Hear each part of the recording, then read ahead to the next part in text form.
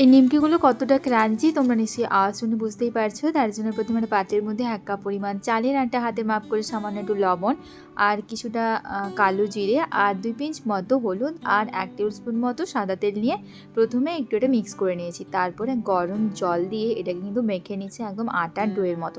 তবে কিন্তু এটা নরম করে খুব একটা মাখবো না, একটু বেশ আটো আটো করে শক্ত করে কিন্তু এটা মাখবো। তবে মাখাটা যেন সফট হয়, নাহলে কিন্তু বেলার সময় এটা মাঝখান থেকে ভেঙে যাবে। এখন মাখা হয়ে গেছে আর কিছুক্ষণের জন্য রেস্টে রেখে দিয়েছিলাম। ওই মোটামুটি 10 থেকে 15 মিনিট মতো রেস্টে রেখে দিয়ে তারপর এগুলো থেকে এক একটা করে লেচি কেটে নিয়েছি। এরপর প্রসেসটা হচ্ছে কি, যেরকমভাবে আমরা রুটি বেলে থাকি সেইভাবে চালের আটা দিয়ে ওই এক একটা লেচি কিন্তু আমি এভাবে বেলে নিচ্ছি।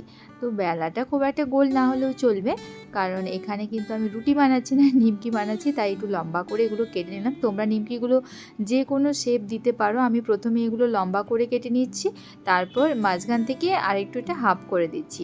নিমকিগুলো ভীষণ ক্রাঞ্চি হয় এবং অনেক দিন পর্যন্ত তোমরা এটা 1 মাস পর্যন্ত এটাকে তোমরা রাখতে পারবে।